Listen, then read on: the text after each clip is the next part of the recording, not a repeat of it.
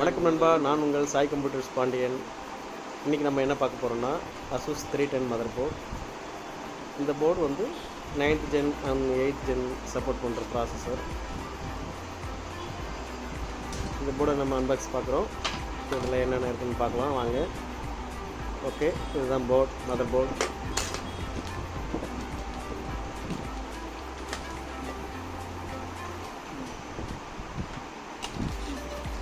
SATA cable இருக்குது, manual, CD and IO shield. இது பாருங்கள், இது என்ன வித்தியாசமாக இருக்குதுன்னு நினைக்காதீங்க. இது வந்து M.2 SSDயோட கீ லாக்.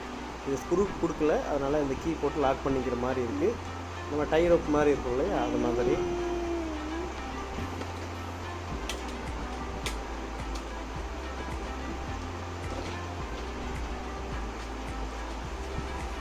பாருங்கள், நம்ம இந்த போர்டை பிரிக்க வரப்போ ஓகே, ஸ்டைலிஷான ஒரு மதர்போர்ட் 310. இது வெர்ஷன் 2.0 310M-ER2 2.0 ரிவிஷன். இது பாருங்கள், ஃப்ரண்ட் பேனல் கனெக்டரு நம்ம பார்த்துட்டு இருக்குது. Front panel connector. நம்ம சேனலில் சப்ஸ்கிரைப் பண்ணிவிடுங்க. SATA 4 SATA கொடுத்துட்ருக்காங்க. சப்ஸ்கிரைப் பண்ணுங்க, மறக்காமல் பெல் பட்டனை அழுத்துங்க. அதுக்கப்புறம் பார்த்தீங்கன்னா USB 3.0 போர்ட் இருக்குது, USB 2.0 போர்ட் இருக்குது.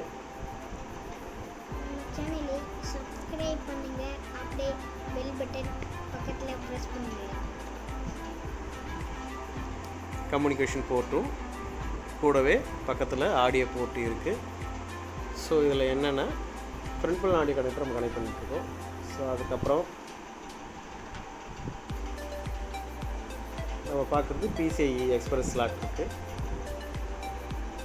அதுக்கப்புறம் VGA போர்ட்டும் நம்ம பார்த்துட்ருக்கோம். ஸோ இந்த லைன் பாருங்கள், எல்லோ கலரில் ஒரு லைன் இருக்குது. இது வந்து பார்த்திங்கன்னா LED இல்லுமினேட்டட் லைன்ஸ் சொல்லுவோம்.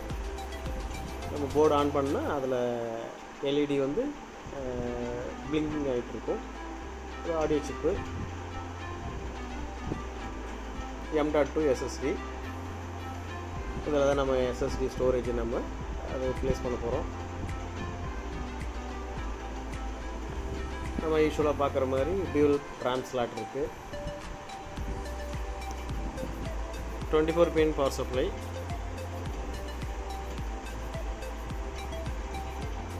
நம்ம 1151 CPU சாக்கெட்டு, அது VRM சிப்பு அது பார்த்துட்ருக்கோம்.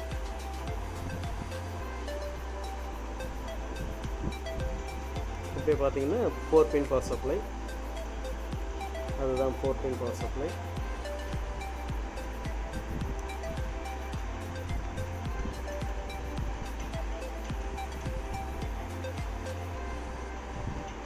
இப்போ நம்ம எல்லாமே பார்த்துட்டோம். அதுக்கப்புறம் பார்த்திங்கன்னா நம்ம பார்த்துட்ருக்கிறது வந்து Asus 310 motherboard. Front rear panel connector நம்ம இப்போ பார்க்கலாம் வாங்க.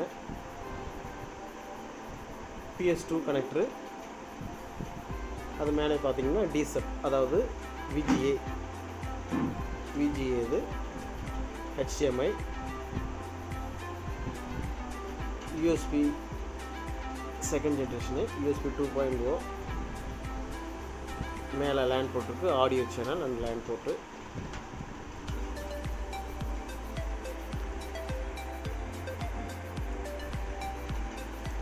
இதுதான் நம்ம chip set, Intel chip set இருக்குது.